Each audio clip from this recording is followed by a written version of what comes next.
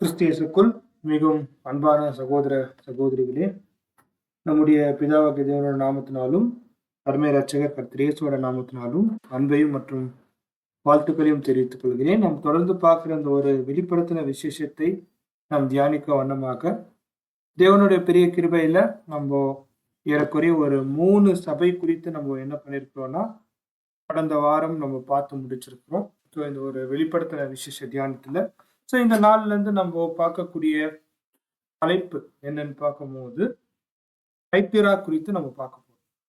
தைத்திரா சபை குறித்து நம்ம பார்க்க போறோம். அன்பான சகோதர சகோதரிகளே, அதுக்கு முன்பதாக ஒரு வசன பகுதியை நம்ம வாசிக்கலாம். வெளிப்படுத்தின விசேஷம் 1ஆம் அதிகாரம் 20ஆம் வசனம். என் வலது கரத்தில் நீ கண்ட 7 நட்சத்திரங்களின் ரகசியத்தையும் 7 பொன் குத்துவிளக்குகளின் ரகசியத்தையும் எழுது. அந்த 7 நட்சத்திரங்களும் 7 சபைகளின் தூதர்களாம். நீ கண்ட 7 குத்துவிளக்குகளும் 7 சபைகளாம். அன்பான சகோதர சகோதரிகளே, இந்த ஒரு பாயிண்ட்ஸ் நம்ம பார்க்கும்போது 7 நட்சத்திரம் கர்த்தர் இயேசுவோடைய வலது கரத்துல இருக்கு. அந்த 7 குத்து விளக்கு மத்தியில கர்த்தர் இயேசு என்ன பண்றாருன்னு பார்க்கும்போது இருக்கிறார். அந்த ஒரு 7 குத்து விளக்கு என்னன்னு பார்க்கும்போது 7 சபைகளா, அவர் கையில இருக்கக்கூடிய 7 நட்சத்திரங்கள் யாருன்னு பார்க்கும்போது அந்த 7 காலகட்ட தூதர்கள்.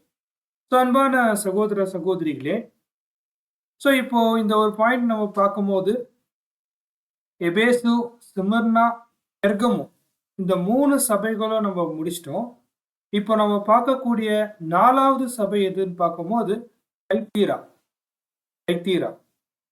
இந்த ஒரு தைத்திரா சபை குறித்து நம்ம பார்க்கும்போது இந்த ஒரு சபையோடைய தூதன் யாருன்னு பார்க்கும்போது பீட்டர் வால்டோ.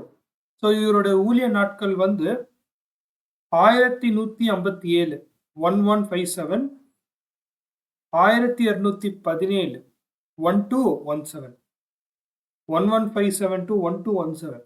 இந்த ஒரு காலகட்டத்துல தான் பீட்டர் வால்டோ என்ன பண்ணியிருக்கிறாருன்னா அவருடைய ஊழியத்தை ஏறெடுத்திருக்கிறாரு தைத்திரா சபையுடைய தூதனாக.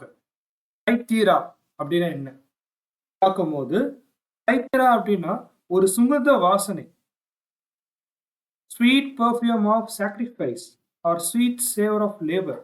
ஒரு சுகந்த வாசனை, ஒரு பலியாந்தனால வரக்கூடிய ஒரு சுகந்த வாசனை தான் தைத்திரா எனக்கூடிய ஒரு அர்த்தம் வருது. இந்த ஒரு தைத்திராவுடைய காலம் 1157 இருந்து 1367 வருடங்கள், ஏறக்குறைய 210 வருடங்கள் இந்த ஒரு தைத்திரா சபை என்ன இருக்குன்னு பார்க்கும்போது இருக்கு. அன்பான சகோதர சகோதரிகளே, இந்த ஒரு தைத்திரா குறித்து நம்ம இந்த நாள்ல நம்ம நேரடியாக நம்ம எந்த ஒரு தகவலும் நம்ம பார்க்க போறது இல்லை. ஆனாலும் நம்ம வசனம் வாசிக்கலாம். வெளிப்படுத்தின விசேஷம் 2ஆம் அதிகாரம் 18ஆம் வசனம் வாசிக்கலாம். தியத்திரா சபையின் தூதனுக்கு நீ எழுத வேண்டியது என்னவெனில், அக்னி ஜுவாலை போன்ற கண்களும் பிரகாசமான வெண்கலம் போன்ற பாதங்களும் உள்ள தேவகுமாரன் சொல்கிறதாவது. பாருங்க, தைத்திரா சபையில இருக்கக்கூடிய தூதனுக்கு எழுதுவதாகுது. தைத்திரா சபையோட தூதன் பீட்டர் வால்டோ. அவருக்கு கர்த்தர் இயேசு அட்ரஸ் பண்ணி என்ன பண்றாருன்னு பார்க்கும்போது சில காரியத்தை அவரு எழுத தூங்குறாரு. சரி, இந்த ஒரு பாயிண்ட் பார்க்கறதுக்கு முன்னாடி தைத்திரா சபை பத்தி நம்ம நிறைய தகவல்கள், அதாவது இந்த சபையை பத்தி நம்ம நேரடியா இன்னைக்கு பார்க்க போறது இல்லை, ஆனா நிறைய தகவல்கள் தைத்திரா குறித்து நம்ம பார்க்க போறோம். பாருங்க, இந்த ஒரு தைத்திரா சபையை நீங்க கவனிச்சு பார்த்தீங்கன்னா, இது காலத்துக்கு முன்பாக எவ்வளவு சபை கடந்து போயிருக்குன்னா, ஆல்ரெடி 3 சபை என்ன ஆயிடுச்சு, முடிஞ்சிச்சு. எபேசு, சிமர்னா, பெர்கமு 3 சபை ஏற்கனவே முடிஞ்சிச்சு. தைத்திராக்கு பிறகு எவ்வளவு சபை இருக்கு பார்க்கும்போது இன்னும் 3 சபை பேலன்ஸ் இருக்கு. சர்தை, பிலதெல்பியா மற்றும் லெவதோக்கியா. அப்படின்னா இந்த ஒரு தைத்திரா சபை சபை காலகட்டத்துல ஒரு நடுநிலைய காணப்படுது இல்லைங்களா, ஒரு சென்டரா இருக்கு. அதுக்கு முன்னாடி 3 சபை, அதுக்கு பிறகு 3 சபை. அப்படின்னா இந்த தைத்திரா இந்த ஒரு சபை காலத்துல என்ன நிகழ்வு நடந்துச்சுன்னு பார்க்கறதுக்கு முன்னாடி ஒரு பொதுவான அறிமுகம் இந்த தைத்திரா சபையை பத்தி நம்மளுடைய வெளிப்படுத்தின விசேஷத்தை தியானிச்ச சகோதரர்கள் ஒரு பாயிண்ட் கொடுக்குறாங்க. என்னன்னா, சபையோடைய வரலாற்றுல, சர்ச் ஹிஸ்டரியில எபேசு, சிமிர்னா, பெர்கமு, தைத்தீரா இந்த 4 சபை காலகட்டத்துல என்ன ஆகுதுன்னா, தேவன் நமக்கு தந்த மகா பரிசுத்தமான விசுவாசமா இருக்கக்கூடிய உபதேச சத்தியங்கள் இந்த 4 சபையில ஒவ்வொரு காலகட்டத்துல கெட்டு போகுது கெட்டு போகுது. இதே ஒரு காரியத்தை நம்ம என்ன பண்றோம்னா, வெளிப்படுத்தின விசேஷத்துல முத்திரை 7 முத்திரைகள் என்னக்கூடிய தலைப்புல நம்ம எடுத்து பார்க்கும் போது அங்க ஒரு 4 குதிரை வருது. அந்த 4 குதிரத்தோடைய கலர் நிறங்கள் என்ன ஆகுதுன்னு பார்க்கும்போது வெள்ளை நிறத்துல இருந்து அப்படியே அது என்ன ஆகுதுன்னு பார்க்கும்போது சிகப்பு நிறம், கருப்பு நிறம், அப்புறம் ஒரு ஒரு மாதிரியான பச்சை நிறத்துக்கு அப்படியே மாறுது. அப்படின்னா உபதேசம் உபதேசங்கள், பொதுவா குதிரைகள்னா உபதேசங்கள், அப்போஸ்தலர் மூலியமாக பரிசுத்தமாய் இருந்த உபதேசம் எபேசு காலத்துல அது சிமர்னா கிட்ட வரும்போது கொஞ்சம் கலப்பட ஆச்சு. அது பெர்கமோ கிட்ட வரும்போது ஃபுல்லா இருட்டாயிடுச்சு, கருப்பாயிடுச்சு. அதுக்கப்புறம் தியேத்தரா கிட்ட வரும்போது என்ன ஆகுதுன்னு பார்க்கும்போது கொஞ்சம் பச்சை கலரா மாறுது. அப்படின்னா கேல் பச்சை ஒரு மாதிரியான ஒரு வாடி போன கலர் அப்படின்னு சொல்லுவாங்க. ஸோ அன்பான சகோதர சகோதரிகளே, இந்த ஒரு பாயிண்ட் நம்ம பார்க்கும்போது இந்த ஒரு சபையோடைய வரலாற்றுல நீங்க எடுத்து பார்த்தீங்கன்னா, அது எப்படி ஆவிக்குரிய நிலையில உபதேச ரீதியாக அவங்க கெட்டு போயிருக்கிறாங்கன்னு தான் அந்த ஒரு முத்திரையில குறிக்குது. உபதேச ரீதியாக ஒவ்வொரு குதிரைகள் வரும்போது அந்த அளவுக்கு சபையோடைய கண்டிஷன், உபதேசத்தோடைய கண்டிஷன் நாளுக்கு நாள் வஸ்ட் ஆகுது. எபேசுல ஒரு ஆரோக்கியமான உபதேசம் இருந்துச்சு, சுமர்னால கெட்டு போயிடுச்சு, பெர்கமோல என்ன கெட்டு போயிடுச்சு, தைத்தியரால உச்ச கட்டத்துக்கு போயிடுச்சு. ஸோ இதுதான் நம்ம பார்க்கும்போது அன்பான சகோதர சகோதரிகளே, இந்த தைத்திரா சபை அப்படின்னு சொல்லும் போது ஆவிக்குரிய நிலையில உச்ச கட்டத்துக்கு துரு உபதேசமும் சரி, இந்த போப்பு மார்க்கத்தோடைய அந்த அரசியல் ரீதியான கட்டுப்பாடும் சரி அதிகரிச்சு ஒரு பரிசுத்தவான்களுக்கு மிக துன்ப கொடுக்கிற காலமா எது இருந்துச்சுன்னு பார்க்கும்போது தைத்திரா இருந்துச்சு, தியேத்ரா. சரி, இதே காரியம் என்ன ஆகுதுன்னு பார்க்கும்போது தியேத்ரா சபைக்கு பிறகு சர்தை, பிலோதெல்பியா, லெவதோக்கியா சபையில என்ன நடக்குதுன்னு பார்க்கும்போது இந்த காரியத்தை எக்காலம் தேவனுடைய கிருபையினால நம்ம இதை வெளிப்படுத்தின விசேஷத்தை தொடர்ந்து பார்க்கும்போது 7 எக்காலங்கள்ல கடைசி 3 எக்காலம் எப்படி முடியுதுன்னு பார்க்கும்போது ஐயோ ஐயோ ஐயோ அப்படின்னு முடியுது. ஏன் 3 முறை ஐயோ அப்படின்னு பார்க்கும்போது இந்த 3 காலகட்ட சபை, தியேத்ரா பிறகு வரக்கூடிய 3 காலகட்ட சபையில இந்த ஒரு எக்கால ஊதுகிற அந்த ஒரு தூதன் சொல்லுவது என்னன்னு பார்க்கும்போது ஐயோ ஐயோ ஐயோ. இந்த ஐயோ யாருக்குன்னு பார்க்கும்போது அங்க இருக்கக்கூடிய அமைப்புக்கு, போப்பு மார்க்கத்துக்கு, அவங்க மதம் ரீதியாக அரசியல் ரீதியாக பரிசுத்தவான்களை துன்புறுத்துனால இந்த எக்காலம், ஒவ்வொரு எக்காலம், அதாவது சர்தை, பிலதெல்பியா, லெவதோக்கியா இந்த 3 காலகட்டத்துல இந்த சத்தியம் தேவனுடைய வார்த்தைகள், வசனங்கள் அது வெளிப்படும் போது அந்த அமைப்புக்கு என்ன ஆகுதுன்னு பார்க்கும்போது ஒரு ஐயோ, ஒரு பிரச்சனை ஆகுது, அவங்களுக்கு ஒரு மிகப்பெரிய அடி விழுது. அதுதான் நம்ம பார்க்கும்போது எக்காலத்துல 3 ஐயோக்கள் சர்தை, பிலோதெல்பியா, லெவதோக்கியா காலத்துல சத்தியம் வெளிப்பட வெளிப்பட வெளிப்பட ஐயோ ஐயோ ஐயோ அந்த அமைப்புக்கு. ஸோ அன்பான சகோதர சகோதரிகளே, இந்த பாயிண்ட்ஸ் நம்ம தியானிக்கும் போது என்ன குறிக்குதுன்னா, முதல் 4 சபை காலத்துல உபதேசம் என்ன ஆகுதுன்னா கெட்டு போகுது. ஆனா கடைசி 3 சபைகள்ல மறுபடியும் மகா பரிசுத்தமான உபதேசம் வெளியே வரும்போது, சத்தியம் சத்தியமா வெளிப்படும் போது அங்க இருக்கக்கூடிய அமைப்புகளுக்கு ஒரு மிகப்பெரிய ஆபத்தும், மிகப்பெரிய ஒரு பிரச்சனைகளும், மிகப்பெரிய ஒரு அடியா அது என்ன இருக்குன்னு பார்க்கும்போது இருக்குன்னு நம்ம பார்க்கிறோம். முதல் 4 சபை ஸ்பிரிச்சுவல் டிட்டோரேஷன், ஆவிக்குரிய நிலையில விழுதல். கடைசி 3 சபை கொஞ்சம் கொஞ்சமா கொஞ்சம் கொஞ்சமா வசனங்கள் முன்னேறும் போது ஆவிக்குரியமான வளர்ச்சி சபைக்குள்ள காணப்படுது நம்ம பார்க்கிறோம். சரி, இந்த மாதிரி நம்ம பார்க்கும்போது இந்த தியத்தரா வந்து ஒரு நடுநிலையில காணப்படுது. ஸோ அந்த மாதிரி நடுநிலையில காணப்படும்போது அன்பான சகோதர சகோதரிகளே, இந்த ஒரு சார்ட்ட வந்து சகோதரர்கள் வந்து கொஞ்சம் ஹைலைட் பண்ணி காமிக்கிறாங்க. பாருங்க, மத்தேயு 13ஆம் அதிகாரத்துல இருக்கக்கூடிய ஓமை மற்றும் வெளிப்படுத்தின விசேஷத்துல இருக்கக்கூடிய சில இணையான காரியங்கள், சில பேரலல்ஸ் எடுத்து என்ன பண்றாங்கன்னு பார்க்கும்போது, நமக்கு அவங்க சுட்டி காமிச்சு வைக்கிறாங்க. பாருங்க, மத்தேயு 13ஆம் அதிகாரத்துல ஒரு 7 உவமைகள் காணப்படுது. அதுல முதல் உவமை வந்து விதைப்பவன் பற்றியான உவமை.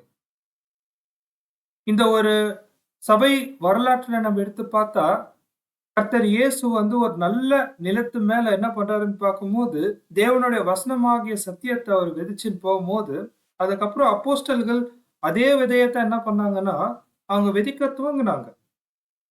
இதுதான் முதல் சபையில நடந்த காரியத்தை நம்ம கவனிக்கும்போது, முதல் சபையான தூதனா இருக்கக்கூடிய அப்போஸ்தலன் பவுல், அவருடைய வசனங்கள், தேவனுடைய வார்த்தைகள் வந்து கர்த்தர் இயேசு என்ன உபதேசம் தந்தாரோ, அதுதான் என்ன பண்றாருன்னு பார்க்கும்போது விதைக்கிறார். அப்படி விதைக்கும்போது ஒரு வெள்ளை குதிரையா தான் இருந்துச்சு. உபதேசத்துல எந்த ஒரு கலப்படமும் இல்ல. ஆனா நாளுக்கு நாள் என்ன ஆயிடுச்சுன்னு பார்க்கும்போது, 2ஆம் சபை காலத்துக்குள்ள வரும்போது அப்போஸ்தலர்களா மரிச்சு, கடைசி அப்போஸ்தலரா இருக்கக்கூடிய யோவான மரிச்சிட்டு பிறக்க, அந்த ஒரு பிசாசு என்ன பண்ணிட்டாரு?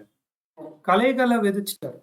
இப்ப களைகளை விதைக்கும்போது என்ன ஆயிடுச்சுன்னு பார்க்கும்போது, அங்க சபையில உபதேசங்கள் உள்ள வந்துச்சு. யோவானுடைய காலத்துக்கு பிறகு. அப்போ உபதேசத்தோடைய நிறம் மாறிச்சு.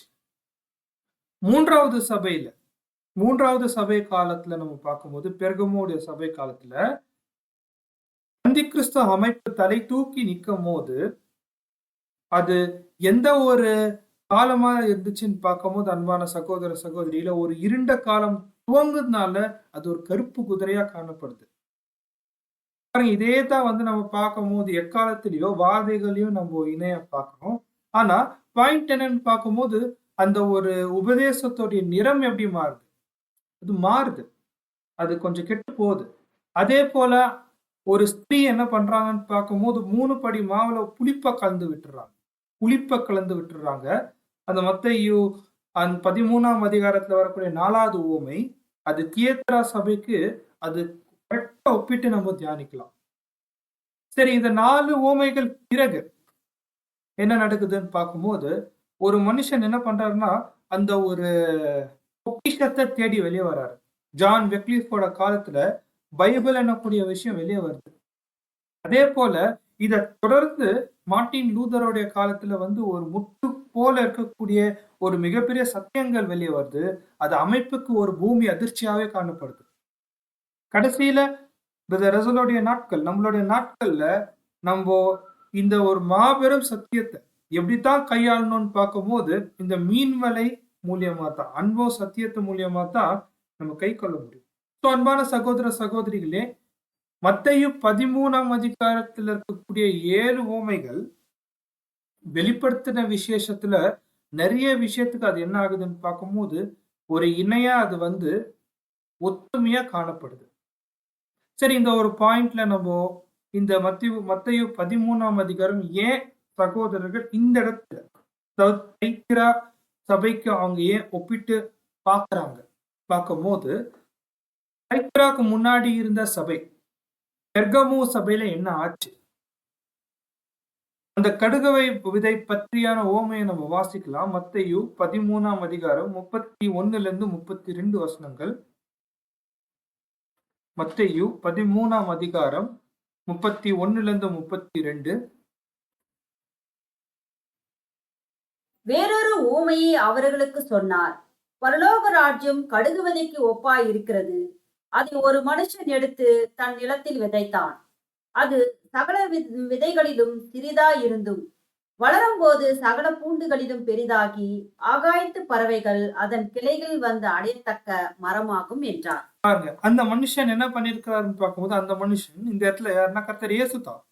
அவர் வந்து அந்த ஒரு கடுகு விதைய வந்து இந்த பூமியில விதைக்கிறார். கர்த்தர் இயேசு அந்த ஒரு கடுகு விதை குறித்து நம்ம பார்க்கும்போது, உங்க விசுவாசம் கடுகு விதை போல இருக்கட்டும் அவர் சொல்லும்போது, மாபெரும் பரிசுத்தமான நம்மளுடைய மகா பரிசுத்தமான விசுவாசத்த அவர் விதைக்கும்போது, அவர் எதிர்பார்க்கிறது என்னன்னா, கடுகு விதை எப்படி வரணும்? ஒரு செடியா தான். சின்ன செடியா தான் அவர் எதிர்பார்த்தாரு. ஆனா, நடந்தது என்னன்னா, அது ஒரு மிகப்பெரிய மரமாகவும், அந்த மரத்துல என்ன வந்துச்சு? ஆகாயத்துல இருக்கிற பறவைகள். பறவைகள். சோ இது எத குறிக்குதுன்னு பார்க்கும்போது, அன்பான சகோதர, சகோதரிகளே, அந்த சின்னதா அவரு விதைச்சிந்து சிறுமந்தை வகுப்பார்த்தான். அவருடைய எதிர்பார்ப்பு என்னன்னா, சிறுமந்தை வகுப்பார்த்தான். ஆனா அது மரமா நிக்குது அப்படின்னு சொல்லும்போது, காலப்போக்குல ஒரு மிகப்பெரிய ஒரு இன்ஸ்டிடியூஷனா, அந்தி கிறிஸ்து அமைப்பா என்ன ஆயிடுச்சுன்னு பார்க்கும்போது, ஒரு மாபெரும் அமைப்பா வந்து நின்னுடுச்சு.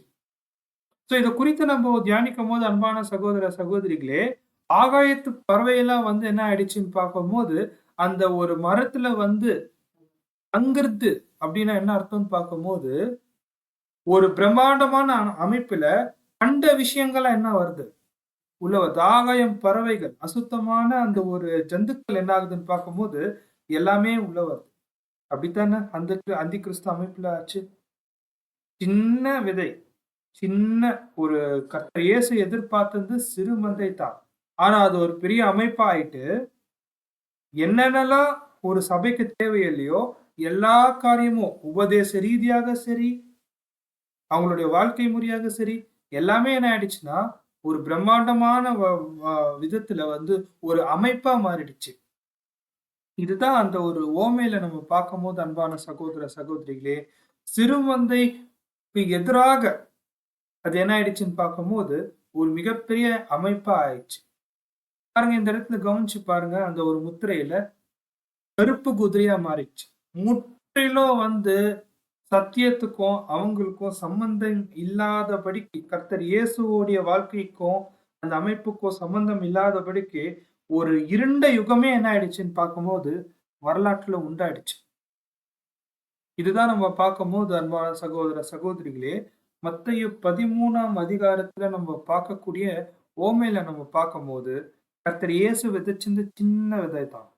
அவர் எதிர்பார்த்தது செடி தான். ஆனா, இது ஒரு மிகப்பெரிய அமைப்பா என்ன ஆயிடுச்சுன்னு பார்க்கும்போது நிக்குது. ஒரு மரமாக, அசைக்க முடியாத ஒரு அமைப்பாக நிக்கும்போது, இது கண்டிப்பா இது என்ன இல்ல, தேவ சித்தம் இல்ல. காரணம் என்னன்னா, எல்லா விதமான அசுத்தமான பறவைகள் வந்து அங்க கூடுது நம்ம பார்க்கிறோம். சோ இந்த ஒரு பாயிண்ட்ஸ் எல்லாம் நம்ம எடுத்து பார்க்கும்போது, அன்பான சகோதர, சகோதரிகளே, இது பெர்கமு காலத்துல ஒரு சின்ன விதை மிகப்பெரிய அமைப்பா வந்து நிக்குது. இது தேவனுடைய சித்தமே இல்லாத ஒரு அமைப்பா நிக்கும்போது, அடுத்தது என்ன ஆகுது தான் ரொம்ப முக்கியம். அடுத்தது என்ன ஆகுதுன்னா, மத்தேயு 13ஆம் அதிகாரத்துல 33வது வசனத்த நம்ம வாசிக்கலாம். வேறொரு ஊமையை அவர்களுக்கு சொன்னார். பரலோக ராஜ்யம் புளித்த மாவுக்கு ஒப்பாய் இருக்கிறது. அதை ஒரு ஸ்திரீ எடுத்து முழுவதும் புளிக்கும் வரைக்கும் 3 படி மாவிலே அடக்கி வைத்தாள் என்றார். சோ இந்த ஒரு பாயிண்ட்ட நம்ம தியானிக்கும்போது, அந்த ஸ்திரீ என்ன பண்ணிட்டாங்கன்னு பார்க்கும்போது, அந்த 3 படி மாவுல புளித்த மாவ என்ன பண்ணிட்டாங்க? அந்த புளிப்ப போட்டாங்க. போன பேரபிள்ல என்ன பார்த்தோம்? அமைப்பா மாறிடுச்சு. இந்த பேரபிள் என்ன ஆயிடுச்சுன்னா, அமைப்பா மட்டும் மாறல. அந்த ஸ்திரீ என்ன பண்ணிட்டாங்க அந்த அமைப்புக்குள்ள? புளிப்பையும் கலந்து விட்டாங்க. புளிப்பு. பரிசேயர், சதுசேயரோட புளிப்ப குறித்து நான் பேசுறேன்னு கர்த்தர் சொல்றாரு. உபதேசத்த குறித்து பேசுறேன்னு கர்த்தர் சொல்றார். அப்படின்னா, உபதேச ரீதியாக அந்த ஸ்திரீ என்ன பண்ணிட்டாங்கன்னு பார்க்கும்போது, அந்த ஒரு 3 காரியத்த கெடுத்துட்டாங்க. அது என்ன நம்ம பார்க்கும்போது, அன்பான சகோதர, சகோதரிகளே, நம்மளுடைய விசுவாசம், நம்மளுடைய நம்பிக்கை மற்றும் நம்மளுடைய அன்பு. Faith, open, agape. இந்த இடத்துல வந்து அன்புன்னு லவ்ன்னு குறிக்கல. அகாப்பேன்னு குறிக்கிறார். இந்த இந்த ஒரு காரியத்த எழுதுன பிரதர். காரணம் என்னன்னா, நம்மளுடைய விசுவாசம், மகா பரிசுத்தமான விசுவாசம். அது கர்த்தர் இயேசுவுடைய ஈடு பலினால வந்த விசுவாசம். அது இந்த அம்மா என்ன பண்ணிட்டாங்கன்னு பார்க்கும்போது கெடுத்து போட்டாங்க. நம்மளுடைய மாபெரும் நம்பிக்கை, நம்மளுடைய பெரிதான ரட்சிப்பு குறித்தான நம்பிக்கை, அதையும் இவங்க கெடுத்து போட்டாங்க. அகாப்பே, ஏன் இந்த இடத்துல அகாப்பே வருது? பார்க்கும்போது தேவனுடைய குணலட்சணமா இருக்கக்கூடிய அந்த ஒரு அன்கண்டிஷனல், யாருக்குமே நிபந்தனை இல்லாத ஒரு அன்பு இந்த அம்மா எப்படி கெடுத்து போட்டாங்கன்னா, தேவனுடைய காரியத்தை, தேவனை பார்க்கக்கூடிய விதத்தையே மாத்திட்டாங்க. நரக உபதேசத்தை கொண்டு வந்துட்டு. சோ இந்த ஒரு 3 பாயிண்ட் நம்ம பார்க்கும்போது அன்பான சகோதர சகோதரிகளே, இந்த ஸ்திரீ யார்? இவங்கள குறித்து வெளிப்படுத்தின விசேஷத்துல என்ன குறித்து இருக்கு? வாசிக்கலாம். வெளிப்படுத்தின விசேஷம் 2ஆம் அதிகாரம் 20ஆம் வசனம். Revelation 2nd chapter 20th verse. ஆகிலும் உன் பேரில் எனக்கு குறை உண்டு. என்னவெனில் தன்னை தீர்க்கதரிசி என்று சொல்லுகிற எசபேல் என்னும் ஸ்திரீயானவள். போதும். இந்த இடத்துல நம்ம பார்க்கும் போதுங்க, எசபேல் என்னக்கூடிய ஸ்திரீயானவள், அந்த 3 படி புளிப்ப சேர்த்த ஸ்திரீ யாருன்னு பார்க்கும்போது எசபேல். எசபேல் அப்படின்னா இந்த ஸ்திரீ எசபேலா அப்படின்னு ஒரு கேள்வி கேட்டா, எசபேல் உடைய கேரக்டர் நம்ம பார்க்கும்போது பைபிள்லயே ஒரு ஸ்திரீய பார்த்து இவங்கள மாதிரி இருக்கக்கூடாது அப்படின்னு நம்ம சொன்னா அது எசபேல் தான். மோஸ்ட் வர்ஸ்ட் கேரக்டர் பைபிள்லயே வந்து ரொம்ப மோசமான கேரக்டர். அதோ ஒரு ஸ்திரீ அவங்க முதல் இடத்துல இருக்கிறாங்கன்னா அவங்க எசபேல் தான். அஹாப் எசபேல். அஹாப் ராஜாவை தன்னுடைய கட்டுப்பாட்டுக்குள்ள வச்சு அந்த ஒரு ராஜ்யபாரம் பண்ணி பரிசுத்தவான்களை கொலை செஞ்சு அவங்களுடைய நிலத்தை அபகரிச்சு என்னென்ன பண்ண முடியுமோ எல்லா காரியத்தையும் பண்றாங்க. விக்கிரக ஆராதனையிலிருந்து எல்லா விதமான கெட்டதானம் பண்ற ஒரே ஸ்திரீ பைபிள்ல ஜெசபேல். ஜெசபேல் இது அழகா யாருக்கு பொருந்துதுன்னு பார்க்கும்போது அன்பான சகோதர சகோதரிகளே, போப்பு மார்க்கம் ராஜாக்களை தன் கட்டுப்பாட்டுக்குள்ள வச்ச அந்த ஒரு இருண்ட யுகத்துல அவங்க செஞ்ச காரியம் தான் குறிக்குது. அவங்க அமைப்பா வந்தது கூட ஒரு அளவுக்கு நம்ம பிரச்சனை இல்லை. அவங்க என்ன பண்ணிட்டாங்க, மிகப்பெரிய உபதேசங்கள், முக்கியமான ரட்சிப்புக்கு ஏதுமான உபதேசத்துல இவங்க என்ன பண்ணிட்டாங்கன்னா, அந்த ஒரு புளிப்ப கலந்து விட்டுட்டு உச்சக்கட்ட நிலைக்கு என்ன ஆயிட்டாங்கன்னா, ஹோலி இன்குசிஷன் அப்படின்னா யாரெல்லாம் வந்து உண்மையான சத்தியத்தை தேடுறாங்களோ அவங்கள வந்து கொலை செய்ய துவங்கிட்டாங்க. அப்படியே எசபேல் அவங்க பழைய ஏற்பாட்டு காலத்தை என்னென்ன தவறுகள் செஞ்சாங்களோ அப்படியே போப்பு மார்க்கம் என்ன பண்ணிட்டாங்க, அவங்க செஞ்சுட்டாங்க. இதுதான் அந்த ஸ்திரீ. இந்த இடத்துல பார்க்கும்போது பாபிலோன் என்னக்கூடிய அந்த ஒரு வேசி ஸ்திரீ அவங்க என்ன பண்ணிட்டாங்கன்னா 3 படி அந்த ஒரு மாவுல அவங்க என்ன பண்ணிட்டாங்கன்னா அந்த புளிப்ப கலந்துட்டாங்க. நம்மளுடைய நம்பிக்கை, விசுவாசம், தேவனுடைய குணலட்சணமா இருக்கக்கூடிய அந்த அகாப்பே அன்பை கருத்து போட்டாங்க நம்ம பார்க்கிறோம். அன்பான சகோதர சகோதரிகளே, இந்த மாதிரி காலகட்ட சூழல்ல உண்மையான சபை அவங்க பட்ட பாடுகள், கஷ்டங்கள் அது ஏராளம் ஏராளம் ஏராளம். ஆனா இந்த ஒரு பாயிண்ட் நம்ம எடுத்து பார்க்கும்போது தைத்திரா சபையில நம்ம முன்னாடியே பார்த்த விஷயம் என்னன்னா, எபேசுல இருந்து தைத்திரா நம்ம பார்க்கும்போது துருபதேசமுடைய நிலை உச்சகட்டத்துக்கு போயிட்டு அக்கிரமத்தோடைய உச்சத்துல எங்க நிக்குதுன்னு பார்க்கும்போது இந்த தைத்திரா சபையில தான் நிக்குது. அதனால்தான் கர்த்தர் வந்து என்ன பண்றாருன்னு பார்க்கும்போது இந்த ஒரு தைத்திரா சபைக்கு ஒரு காரியத்தை சொல்றாரு. தைத்திரால வந்து என்ன பண்றாருன்னா, வெளிப்படுத்தின விசேஷம் 22ஆம் அதிகாரம் 21ஆம் வசனம் நம்ம வாசிக்கலாம். 2:21 Revelation 2:21. அவள் மனம் திரும்பும்படியாய் அவளுக்கு தவணை கொடுத்தேன். தன் வேசி மார்க்கத்தை விட்டு மனம் திரும்ப அவளுக்கு விருப்பமில்லை. ஒரு பாயிண்ட் கர்த்தர் என்ன பண்றாருன்னு பார்க்கும்போது தவணை காலம் கொடுக்கிறாரு, ஸ்பேஸ், ஒரு டைம் கொடுக்கிறாரு. யாருக்கு? இந்த தைத்திரால இருக்கக்கூடிய அந்த ஒரு பேர் சபை அமைப்பு இவங்க திருந்துட்டோம், என்னுடைய பரிசுத்தவான்கள் இவங்க அதிகமா கஷ்டப்படுறாங்க, திருந்துட்டோம். ஒரு ஸ்பேஸ், டைம் கொடுக்கிறாரு, காலம் கொடுக்கிறாரு. சோ பைபிள்ல நம்ம பார்க்கும்போது அன்பான சகோதர சகோதரிகளே, காலம், டைம் அப்படின்னாவே அது ஒரு காலக்கணக்கு குறிக்குது. நம்ம வாசிக்கிறோம் இல்லையா, நம்ம தானியல் எல்லாம் காலம், அரை காலம், காலங்கள், time, offer time and times இல்லைங்களா? காலம் அப்படின்னா ஒரு ஒரு காலம், ஒரு டைம் வந்து எவ்வளோன்னு பார்க்கும்போது 360 வருஷம். அந்தி கிறிஸ்து அமைப்பு 1260 வருஷத்துக்கு ஒரு கால்குலேஷன் போடுவோம் இல்லைங்களா? டைம் ஒரு டைம்னா 1 வருஷம். டைம்ஸ்னா 2 வருஷம். ஹால்ஃப் அ டைம்னா அரை வருஷம். அந்த மாதிரி ஒரு டைம் அப்படின்னு சொல்லும்போது 360 வருஷங்கள் யாருக்கு வந்து தவணை காலம் குடுக்குறாருன்னு பார்க்கும்போது, தைத்திரா காலம் எப்ப துவங்குதோ, இந்த அந்தி கிறிஸ்து அமைப்பு மன திரும்புறதுக்கு கர்த்தர் இயேசு 360 நாள் ஸ்பெசிஃபிக்கா டைம் செட் பண்றாரு. இவங்க திருந்துறாங்களா? இல்லையா? அந்த 360 வருஷம் முடியும்போது என்ன நடக்குதுன்னா, கரெக்ட்டா மார்ட்டின் லூதர் உள்ள வராரு. அந்த போப்பு மார்க்கத்தோடைய தவறுகள சுட்டி காமிக்கிறதுக்கு மார்ட்டின் லூதர் உள்ள வராரு. 95 தீசிஸ் 95 தீசிஸ் குற்றச்சாட்டுகள் வந்து அந்த ரிட்டன்பர்க் கேஸ்டல் சர்ச்ல அவர் வந்து அடிக்கிறார். அந்த 95 குற்றச்சாட்டு. அங்க துவங்குது ஒரு சீர்திருத்த காலம். சபை அமைப்புக்கு ஒரு மிகப்பெரிய அடி. தைத்திரா சபையிலிருந்து 360 வருஷம் நம்ம கால்குலேட் பண்ணோம்னா கரெக்டா பிலதெல்பியா சபையோடைய ஆரம்பத்துக்கு வரும். இதே தான் சர்தை சபைக்கும் ஒரு காலம் கொடுக்குறாரு. நான் தைத்திராலே உனக்கு நான் டைம் கொடுத்தேன், நீ கேட்கல. இப்போ சர்தை சபைக்கு கர்த்தர் இயேசு ஒரு காலம் செட் பண்றாரு. நம்ம வாசிக்கலாம். வெளிப்படுத்தின விசேஷம் 9ஆம் அதிகாரம் 5ஆம் வசனம் வாசிக்கலாம். ரெவலேஷன் 9:5.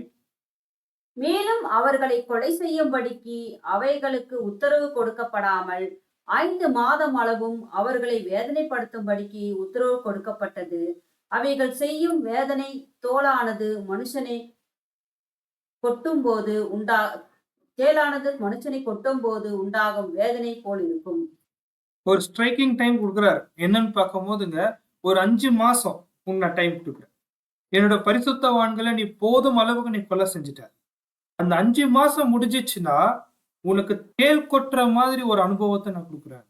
அந்த அமைப்பு மேல ஒரு தேள் கொட்டுற மாதிரி அனுபவம்னு பார்க்கும்போது இது சர்தை சபையில என்ன நடக்குதுன்னா 5 மாசம் ஒரு டைம் கொடுக்குறாருன்னா தீர்க்க தரிசனமா ஒரு மாசத்துக்கு 30 நாள், 5 மாசத்துக்கு 150 நாள். 150 நாள்னா தீர்க்க தரிசனத்துல ஒரு வருஷம், ஒரு நாள்னா ஒரு வருஷம், 150 வருஷம் சர்தை சபை உடைய காலத்துல கர்த்தர் இயேசு டைம் கொடுக்கிறாரு. ஏத்ரால 360 வருஷம் டைம் கொடுத்தாரு. சர்தையில 150 வருஷம். இது ரெண்டும் நம்ம எடுத்து பார்த்தா 360 வருஷத்துடைய முடிவு பிலதெல்பியா சபையோடைய ஆரம்பம். 150 வருஷம் முடிவு சர்தை சபையோடைய காலகட்டம் முடிவுல பிலதெல்பியா சபை ஸ்டார்ட் ஆகுது. மார்ட்டின் லூதர் எப்போ உள்ள வராரோ அந்த அமைப்புக்கு தேள் கொற்ற அனுபவம், அந்த அமைப்பு மேல மிகப்பெரிய ஒரு கட்டளைய தேவன் என்ன பண்ணிட்டாருன்னா கொடுத்துட்டாரு. இந்த ஒரு பாயிண்ட் நம்ம பார்க்கும்போது அன்பான சகோதர சகோதரியிலே என்ன ஒரு விஷயத்த நம்ம கத்துக்கலாம். இந்த ஒரு சார்ட்டை நம்ம பார்க்கும்போது ஏதோ தேவனுடைய ஜனங்கள் வந்து வெறும் எபேசு சபையா 33 ஏடில இருந்து 70, 70ல இருந்து 313 சிமர்னா இந்த மாதிரி வந்து சும்மா காலக்கணக்கு கொடுக்கல. பைபிள்குள்ளவே வெளிப்படுத்தலுக்குள்ளவே குரோனாலஜி லாக் ஆயிட்டு இருக்கு.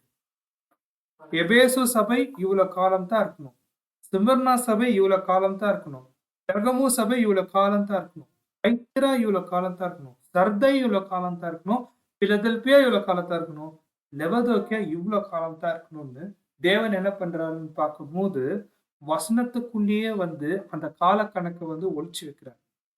அப்படின்னா தைத்திரா 210 வருஷங்கள் அவங்க இருக்கிறாங்க. சர்தை 150 வருஷம். ரெண்டும் சேர்த்து பாத்தீங்கன்னா 360 வருஷம். 360 வருஷத்தோடைய முடிவுல யார் உள்ள வராருன்னு பார்க்கும்போது மார்ட்டின் லூதர் கரெக்டா உள்ள வராரு. இந்த அமைப்புக்கு எல்லாமே தேவன் என்ன பண்றாருன்னு பார்க்கும்போது அந்த ஒரு பொறுத்துற காலம் ஒரு புரட்சியை கொண்டு வந்துட்டு உண்மையான சபையை அவர் என்ன பண்றாருன்னு பார்க்கும்போது சத்தியத்தை மறுபடியும் அவர் வெளியே கொண்டு வரது நம்ம பார்க்கிறோம். சோ இதுதான் நம்ம பார்க்கும்போது அன்பான சகோதர சகோதரிகளே These points taken together demonstrate a very convincing and satisfying alignment for our seven church, seven seals, and seven trumpets period of time. சரியான காலம், ஒவ்வொரு சபைக்கான காலம், இது தேவனுடைய வசனத்து பிரகாரம் ஒரு சாட்டிஸ்ஃபைங்கா இருக்கு. ஒரு சரியான கால கணக்கு வந்து இங்க வந்து அமையறத நம்ம பார்க்கிறோம். சோ அன்பான சகோதர சகோதரிகளே, இதை தொடர்ந்து நம்ம என்ன பண்ணலாம்னு பார்க்கும்போது, ஐக்கியரா சபையில இருக்கக்கூடிய தூதரை குறித்து சில காரியத்தை பார்த்து இந்த நாளுக்கான தியானத்தை நம்ம முடிக்கலாம். ஐக்கியரா சபையுடைய தூதன் பீட்டர் வால்டோ. பீட்டர் வால்டோ குறித்து நம்ம காரியத்தை பார்க்கும்போது, இவருடைய ஊழிய நாட்கள் 1157 இருந்து 1217 வருஷங்கள். இவரை குறித்து நம்ம ஆழமா தியானிக்கும் போது, இவர் ஒரு மிகப்பெரிய பணக்காரரா இருந்திருக்கார். ஒரு ரிச் மர்ச்சன்ட். லயோன்ஸ் பிரான்ஸ்ல பிரெஞ்சுக்காரர் இவர். பீட்டர் வால்டோ ஒரு மிகப்பெரிய பணக்காரர். ஆனா என்னன்னு பார்க்கும்போது, காலப்போக்குல அவருடைய வாழ்க்கை வந்து முழுவதுமாக கிறிஸ்துவ அறிவு, அதாவது பைபிள் பத்தியான அறிவு தெரிஞ்சுக்கணும்னு அவருடைய வாழ்க்கையை அவர் என்ன பண்ணிருக்காருன்னு பார்க்கும்போது அர்ப்பணிச்சிருக்காரு. சோ இந்த பீட்டர் ஆல்டோடைய மிக முக்கியமான ஊழியம் என்னன்னு பார்க்கும்போது, அன்பான சகோதர சகோதரிகளே, இது வரைக்கும், அதாவது 3வது சபை காலகட்டத்துல அந்தி கிறிஸ்து அமைப்புகள் பைபிள் எனக்கூடிய விஷயத்த லத்தீன் மொழியில வந்து அவங்க மொழிபெயர்த்து அதுல மாத்திரம் தான் தியானிக்கணும்னு ஒரு அந்நிய பாஷையில வச்சிருந்த அந்த வேதாகமும் பீட்டர் வால்டோ என்ன பண்றாருன்னு பார்க்கும்போது, பிரெஞ்சு பாஷையில எல்லா ஜனங்களுக்கும் புரியக்கூடிய ஒரு சாதாரண மொழியில பைபிளை வந்து அவர் மொழிபெயர்க்கிறார், டிரான்ஸ்லேட் பண்றாரு. அப்படி டிரான்ஸ்லேட் பண்ணும்போது கண்டிப்பா வேத வசனத்தை நம்ம வாசிக்கும் போதே அதுல இருக்கக்கூடிய சத்தியங்கள் வெளியே தெரிய ஆரம்பிக்குது. அந்த மாதிரி அவர் கண்டுபிடிச்ச புதிய சத்தியங்கள் இந்த அந்தி கிறிஸ்து அமைப்புக்கு எதிராக அவர் என்ன பண்ணாருன்னா நிறைய பிரசங்கத்தை செய்ய ஆரம்பிச்சார். அது மாத்திரம் இல்ல, 1173 வருஷம் அவர்கிட்ட இருந்த எல்லா சொத்துக்களை வந்து ஒரு கரெக்டா மெத்தடா அவர் என்ன பண்ணாருன்னா ஏழைகளுக்கு வந்து கொடுக்க ஆரம்பிச்சிட்டாரு. எப்படி கொடுக்க ஆரம்பிச்சிட்டாருன்னா பைபிள் டிரான்ஸ்லேட் பண்ணி அதை வந்து ஏழைகளுக்கு கொடுக்க ஆரம்பிச்சிட்டார். அப்படி ஒரு பைபிளை டிரான்ஸ்லேட் பண்ணி அவர் கொடுக்கும் போது அங்க இருக்கக்கூடிய ரோமன் கேத்தலிக் சபை மிகப்பெரிய ஒரு என்ன சொல்றதுங்க ஆபத்தை அவருக்கு தொடர்ந்து கொடுத்துனே இருந்தாங்க. அவருடைய வாழ்க்கையை என்ன ஆயிடுச்சுன்னு பார்க்கும்போது ரிஸ்க் ஆயிடுச்சு. அவர் கிடைச்சா போதும் கொண்டு போட்டுடலான்ற நிலைமைக்கு அவரோட வாழ்க்கை ரிஸ்க் எடுத்து அவர் என்ன பண்றாருன்னு பார்க்கும்போது, அன்பான சகோதர சகோதரிகளே, இந்த ஊழியத்தை ஏறெடுத்தாரு. அது மாத்திரம் இல்ல, தொடர்ந்து அவர் கண்டிக்கிறார். சபையில வந்து குருவானவர்கள் பொதுவான ஜனங்கள் அதெல்லாம் கிடையாது எனக்கூடிய ஒரு சத்தியத்தை இவர் தொடர்ந்து அவர் பிரசங்கம் பண்ணியிருக்கிறாரு. பைபிள்ல இல்லாத காரியத்தை அவர் முற்றிலும் தவிர்க்கிறார். அது என்னன்னு பார்க்கும்போது, ஒத்திக்க ஸ்தலம், பரலோகத்துக்கும் நரகத்துக்கும் நடுவுல ஏதோ ஒன்று இருக்கு அப்படின்னு அவங்க உபதேசிக்கிற உபதேசம் தவறு.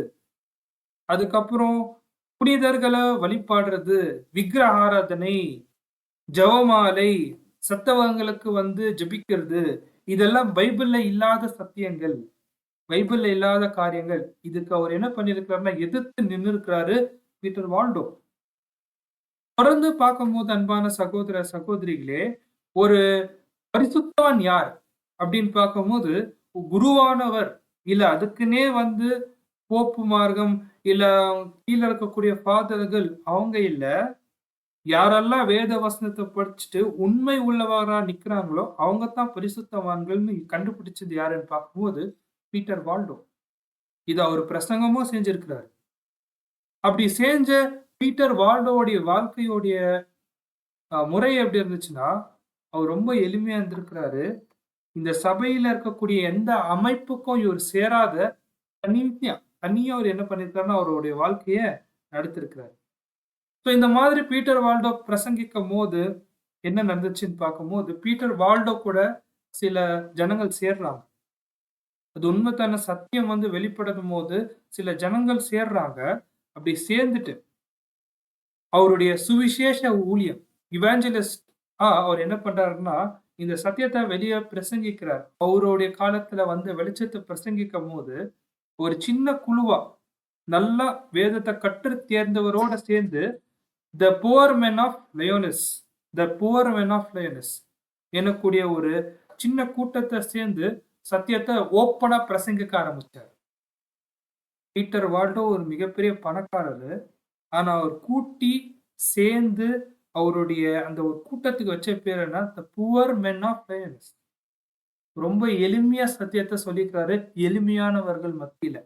காரணம் என்னன்னா, கடுகுவதை போலத்தான் சின்னதா தான் கர்த்தர் வந்து ஸ்டார்ட் பண்ண நினைச்சது ஒரு மிகப்பெரிய அமைப்பா நிக்குது 3வது காலகட்டத்துல. ஆனா 4வது காலகட்டத்துல அதுல துருபதேசமா கலந்ததுனால இவங்க அந்த அமைப்பு முன்னாடி எப்படி இருக்காங்கன்னா ஒரு ஏழையா தான் காணப்படுறாங்க. ஆனாலும் அவங்களுடைய ஊழியம் என்ன பண்றாங்க, பெரிய அளவுல அவங்க செய்யறது நம்ம பார்க்கிறோம். சரி, இத பார்த்து ஊழியங்கள் ஏறெடுக்கும் போது அங்க இருக்கக்கூடிய அமைப்புல இருக்கக்கூடிய லோக்கல் ஆர்க் பிஷப்பு அப்புறம் போப்புங்கள் என்ன ஆயிடுச்சுன்னு பார்க்கும்போது மிகப்பெரிய எதிர்ப்பை கொண்டு வந்தாங்க.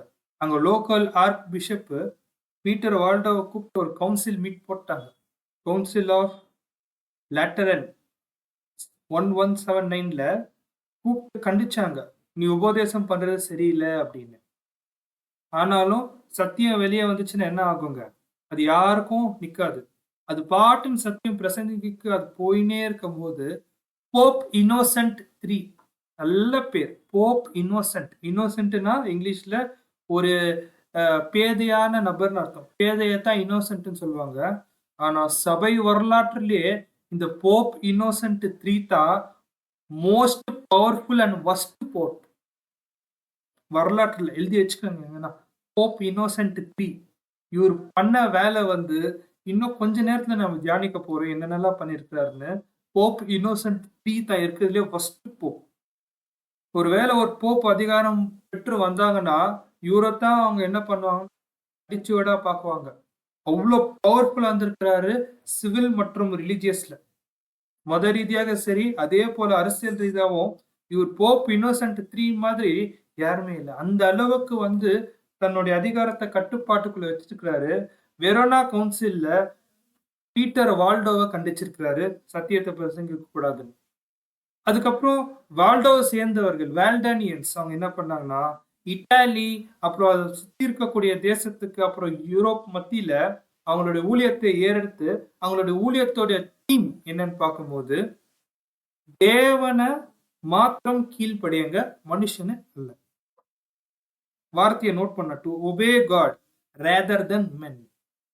வெறும் தேவனை மாத்திரம் கீழ்ப்படிங்க, மனுஷனுக்கு நீங்க என்ன பண்ண வேண்டாம், கீழ்ப்படிய வேண்டாம். மிகப்பெரிய சத்தியத்தை உலகம் முழுக்கும், அதாவது அந்த ஐரோப்பு கண்டம் முழுவதும் இவங்க என்ன பண்ணிருக்காங்கன்னா பீட்டர் வால்டோ உடைய சேர்ந்த அவர் கூட இருந்த சகோதரர்கள் பிரசங்க பண்ணிருக்கிறாங்க.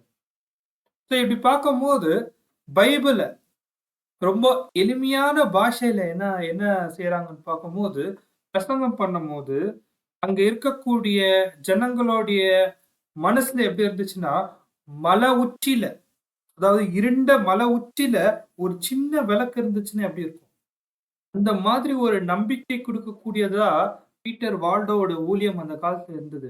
இருண்ட யுகத்துல ஒரு சின்ன வெளிச்சம், மலை உச்சியில ஒரு சின்ன வெளிச்சம். இப்போ நைட்ல நம்ம ட்ரெயின்ல எல்லாம் போகும்போது பாக்குறோம் இல்லைங்களா, அந்த மலை உச்சியில ஒரு சின்ன வெளிச்சம் இருந்தா எவ்வளவு அழகா இருக்கும். அந்த மாதிரி பீட்டர் வால்டோவோட ஊழியம் என்ன இருக்குன்னா இருந்திருக்கு.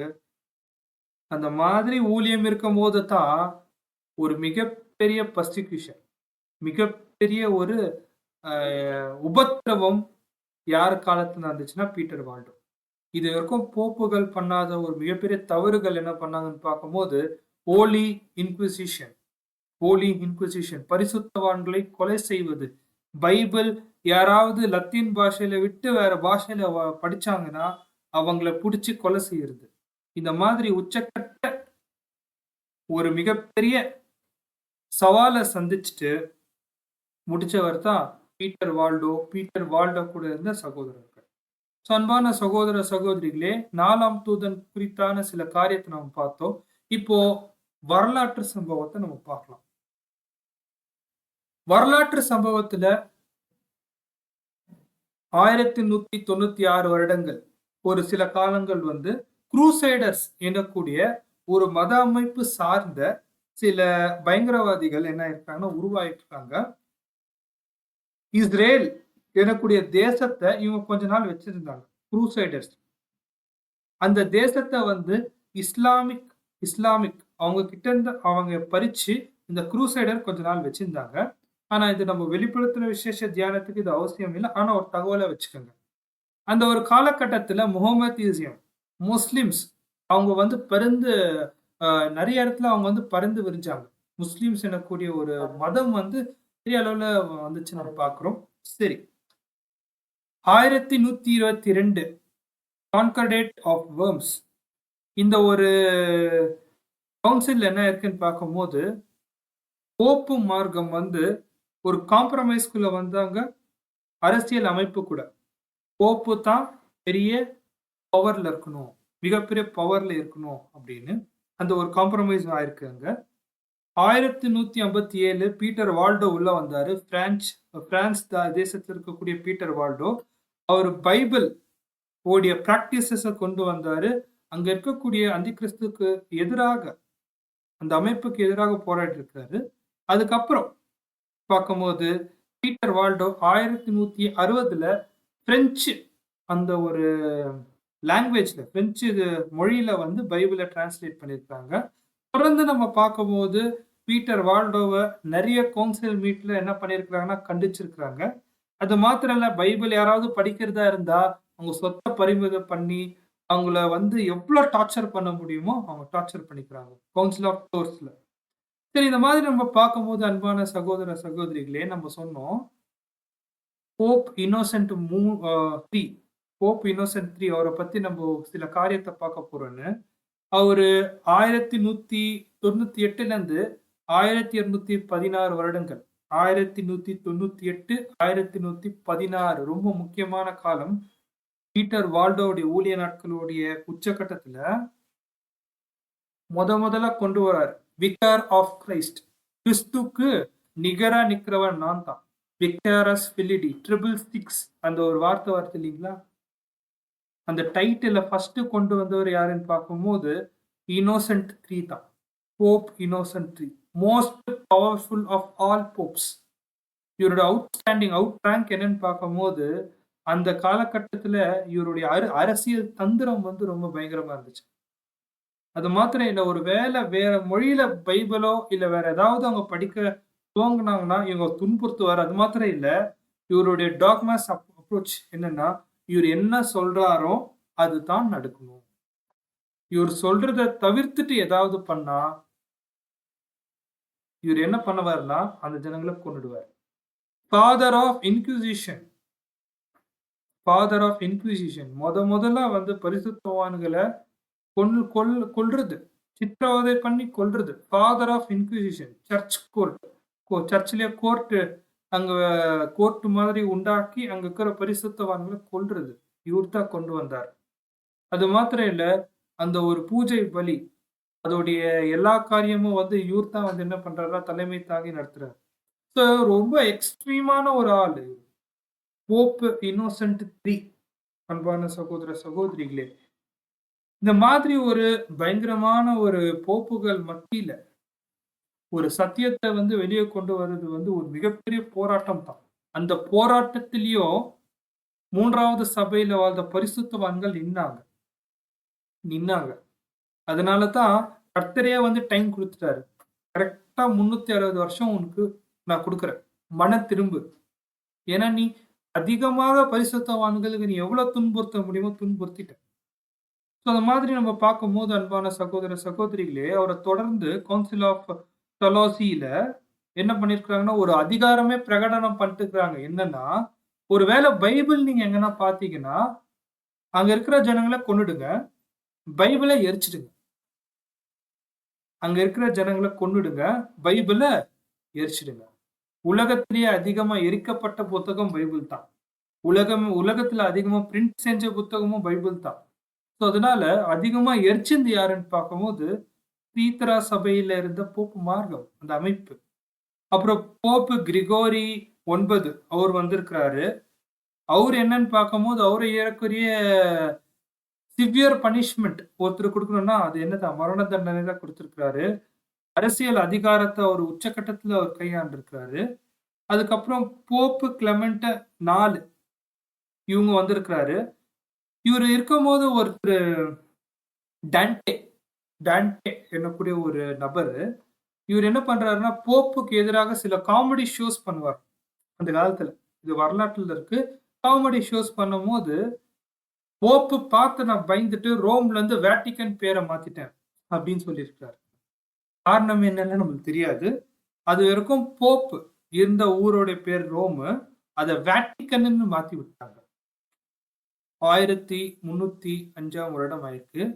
அதுக்கப்புறம் இவர் ஒரு ஸ்டேட்மெண்ட் என்ன கொடுக்குறாருன்னா, ஒருவேளை போப்புக்கு ஒரு தண்டனை கொடுக்கணும் அப்படின்னா, இவருக்கு ஒரு பேர் வச்சு சொல்றாங்க. என்னன்னா, கரப்ஷன் ஆஃப் சிவர் அப்படின்னா,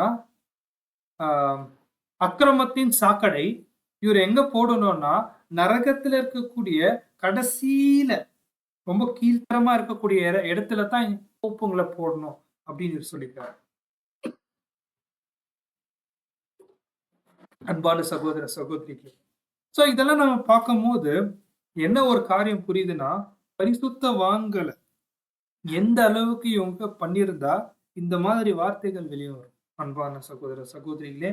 சோ இந்த ஒரு பாயிண்டோட நம்ம என்ன பண்ணலாம்னு பார்க்கும்போது, இந்த ஒரு வெளிப்படுத்தின விசேஷத்துல தைத்திரா சபை குறித்தான காரியத்தை நம்போ சில தகவலோட நம்ம முடிக்கலாம். இது வெறும் நம்ம பீட்டர் வால்டோ மற்றும் சபையில நடந்த வரலாற்று குறித்து தான் நம்ம பார்த்தோம். ஆனா அன்பான சகோதர சகோதரிகளே, இந்த தைத்திரா சபையில வெளிப்படுத்தின விசேஷத்துல வசன பகுதிகள் என்ன சொல்றது? அந்த ஜெசபேல் எனக்கூடிய அந்த ஸ்திரீ அவங்களுடைய செயல்முறை சபையில இருக்கக்கூடிய உண்மையான பரிசுத்தவான்களுக்கு என்னென்ன பிரச்சனையை அவங்க கொண்டு வந்தாங்க? இந்த ஒரு விஷயத்த மனம் திரும்பினவங்களுக்கு என்ன ஆசீர்வாதம்? ஒருவேளை இந்த காரியத்தெல்லாம் மேற்கொண்டவர்களுக்கு என்ன ஆசீர்வாதம்? அவங்களுடைய குறைநிறைகள் என்ன? இதெல்லாம் நம்ம என்ன பண்ணலாம்னு பார்க்கும்போது அடுத்த வாரம் நம்ம தொடர்ந்து நம்ம தியானிக்கலாம். அன்பான சகோதர சகோதரிகளே, பொறுமையோடு கேட்ட அன்புக்குரிய சகோதர சகோதரிகளுக்கு கிறிஸ்து இயேசுக்குள்ளாக என்னுடைய அன்பின் வாழ்த்துக்களை தெரிவித்துக் கொள்கிறேன். ஆமென்.